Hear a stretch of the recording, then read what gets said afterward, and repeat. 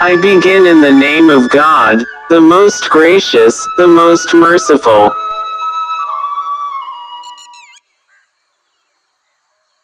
28वीं पुतली का नाम वैदेही था और उसने अपनी कथा इस प्रकार कही। एक बार राजा विक्रमादित्य अपने शयन कक्ष में गहरी निद्रा में लीन थे।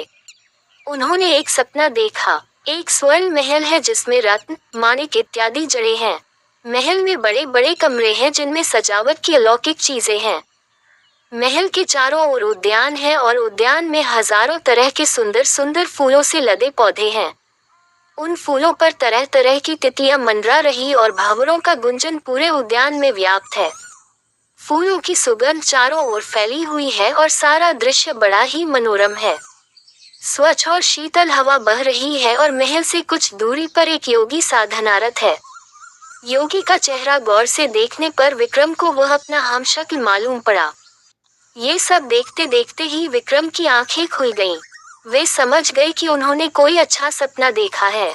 जगने के बाद भी सपने में दिखी हर चीज उन्हें स्पष्ट याद थी। उन्हें अपने सपने का मतलब समझ में नहीं आया। सारा दृश्य अलौकिक अवश्य था, मगर मन की उपज नहीं माना जा सकता था। राजा ने बहुत सोचा पर उन्हें याद नहीं आया कि कभी अपने जीवन में उन्होंने ऐसा कोई महल देखा हो, चाहे इस तरह के किसी महल की कल्पना की हो। उन्होंने पंडितों और ज्योतिषियों से अपने सपने की चर्चा की और उन्हें इसकी व्याख्या करने को कहा।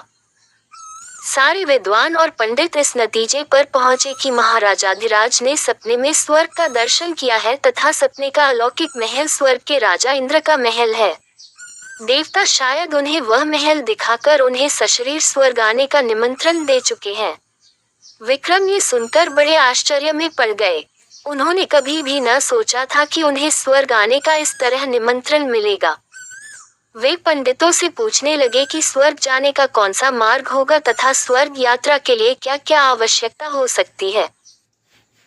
काफी मंथन के बाद सारे विद्वानों ने उन्हें वह दिशा बताई जिधर से स्वर्गारोहण हो सकता था तथा उन्हें बतलाया कि कोई पुण्यात्मा जो सतत भगवान का स्मरण करता है तथा धर्म के पथ से विचलित नहीं होता है, वही स्वर्ग जाने का अधिकारी है। राजा ने कहा कि राजपाट चलाने के लिए जानबूझकर नहीं तो भूल से ही अवश्य कोई धर्म विरुद्ध आचरण उनसे हुआ होगा। इसके अलावा कभी कभी राज्य की समस्या में इतने उलझ जाते हैं कि उन्हें भगवान का स्मरण नहीं रहता है। इस पर सभी ने एक स्वर से कहा कि यदि वे इस योग्य नहीं होते तो उन्हें स्वर्ग का दर्शन ही नहीं हुआ होता। सबकी सलाह पर उन्होंने राजपुरोहित को अपने साथ लिया और स्वर्ग की यात्रा पर निकल पड़े। पंडितों के कथन अनुसार उन्हें यात्रा के दौरान 2 पुण्य कर्म भी करने थे। ये यात्रा लंबी और कठिन थी। विक्रम ने अपना राजसी भेष त्याग दिया था और अत्यंत साधारण कपड़ों में यात्रा कर रहे थे। रास्ते में एक नगर में रात में विश्राम के लिए रुक गए। जहाँ रुके थे वहाँ उन्हें एक बूढ़ी औरत रोती हुई मिली। उसके माथे पर चिंता की लकीरें उभरी हुई थी तथा गला रोते रोते रुंधा जा रहा था। विक्रम ने द्रवित होकर उससे उसकी चिंता का कारण पूछा तो उसने बताया कि उसका एकमात्र जवान बेटा सुबह ही जंगल गया, लेकिन अभी तक नहीं लौटा है।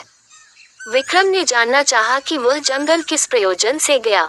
बूढ़ी औरत ने बताया कि उसका बेटा रोज सुबह जंगल से सूखी लकड़ियां लाने जाता है और लकड़ियां लाकर नगर में बेचता है। लकड़ियां बेचकर जो पैसा मिलता है उसी से उनका गुजारा होता है।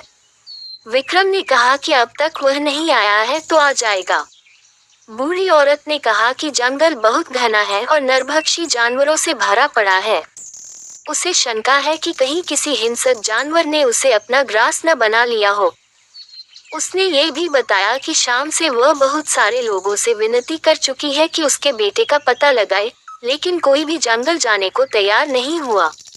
उसने अपनी विवशता दिखाई कि वह बूढ़ी और निर्बल है, इसलिए खुद जाकर पता नहीं कर सकती है। विक्रम ने उसे आश्वासन दिया कि वे जाकर उसे ढूंढेंगे। उन्होंने विश्राम का विचार त्याग दिया और तुरंत जंगल की ओर चल पड़े। थोड़ी देर बाद उन्होंने जंगल में प्रवेश किया तो देखा कि जंगल सचमुच बहुत घना है। वे चौकन्ने होकर थोड़ी दूर आए तो उन्होंने देखा कि एक नौजवान कुल्हाड़ी लेकर पेड़ पर दुबका बैठा है और नीचे एक शेर घात लगाए बैठा है। विक्रम ने कोई उपाय ढूंढकर शेर को वहां से भगा दिया और उस युवक को लेकर नगर लौट आए। बुढ़िया ने बेटे को देखकर विलाप करना छोड़ दिया और विक्रम को ढेरों आशीर्वाद दिए। इस तरह बुढ़िया को चिंता मुक्त करके उन्होंने एक पुण्य का काम किया। रात भर विश्राम करने के बाद उन्होंने सुबह फिर से अपनी यात्रा शुरू कर दी। चलते चलते वे समुद्र तट पर आए तो उन्होंने एक स्त्री को रोते हुए देखा। स्त्री को रोते देख वे उसके पास आए तो देखा कि एक मालवाहक जहाज खड़ा है और कुछ लोग उस जहाज पर सामान लाद रहे हैं। उन्होंने उस स्त्री से उसके रोने का कारण पूछा तो उसने बताया कि बस 3 महीने पहले उसका विवाह हुआ और वह गर्भवती है। उसका पति इसी जहाज पर कर्मचारी है तथा जहाज का माल लेकर दूर देश जा रहा है। विक्रम ने जब उसे कहा कि इसमें परेशानी की कोई बात नहीं है और कुछ ही समय बाद उसका पति लौट आएगा तो उसने अपनी चिंता का कारण कुछ और ही बताया। उसने बताया कि उसने कल सपने में देखा कि एक मालवाहक जहाज समुद्र के बीच में ही और भयानक तूफान में घिर जाता है। तूफान इतना तेज है कि जहाज के टुकड़े टुकड़े हो जाते हैं और उस पर सारे सवार समुद्र में डूब जाते हैं। वह सोच रही है कि अगर वह सपना सच निकला तो उसका क्या होगा। खुद तो किसी प्रकार जी भी लेगी मगर उसके होने वाले बच्चे की परवरिश कैसे होगी।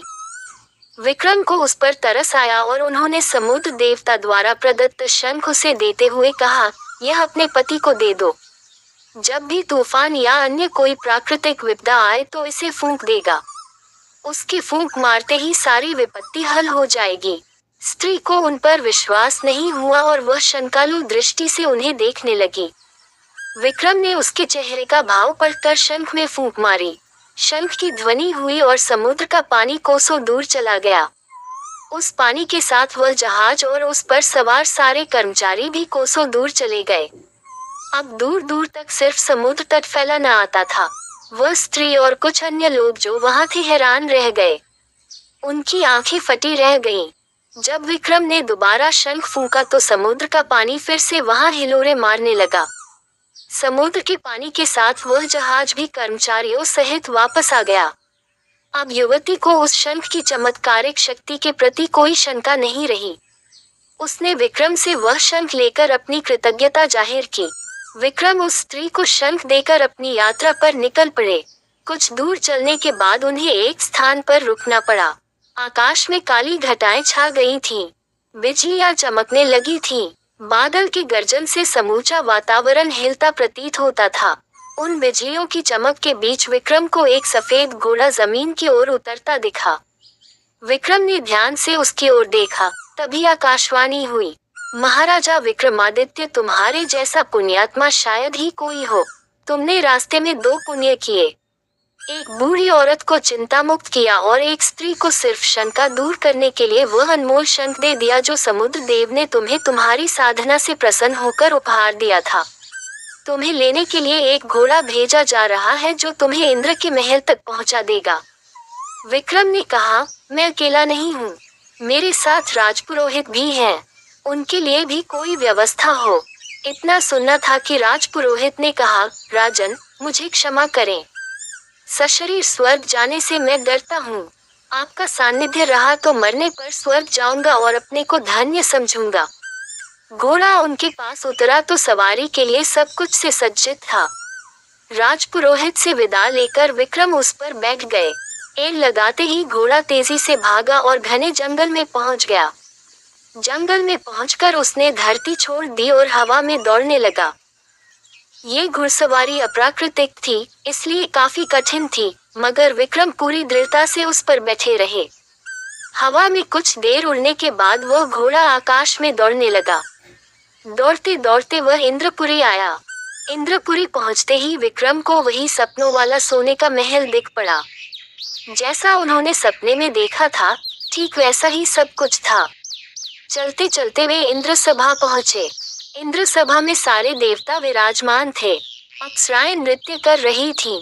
इंद्रदेव पत्नी के साथ अपने सिंहासन पर विराजमान थे। देवताओं की सभा में विक्रम को देखकर खलबली मच गई। वे सभी एक मानव के सशरीर स्वर्ग आने पर आश्चर्यचकित थे। विक्रम को देखकर इंद्र खुद उनकी अगवानी करने आ गए और उन्हें अपने आसन पर बैठने को कहा। विक्रम ने ये कहते हुए मना कर दिया कि इस आसन के योग्य वे नहीं हैं। इंद्र उनकी नम्रता और सरलता से प्रसन्न हो गए। उन्होंने कहा कि विक्रम ने सपने में अवश्य एक योगी को इस महल में देखा होगा। उनका वह हमशक्ल और कोई नहीं बल्कि वे खुद हैं। उन्होंने इतना पुण्य अर्जित कर लिया है कि इंद्र के महल में उन्हें स्थायी स्थान मिल चुका है। इंद्र ने उन्हें एक मुकुट उपहार में दिया। इंद्रलोक में कुछ दिन बिताकर मुकुट लेकर विक्रम अपने राज्य वापस आ गए। Subscribe and share and like and comment. But now as you like.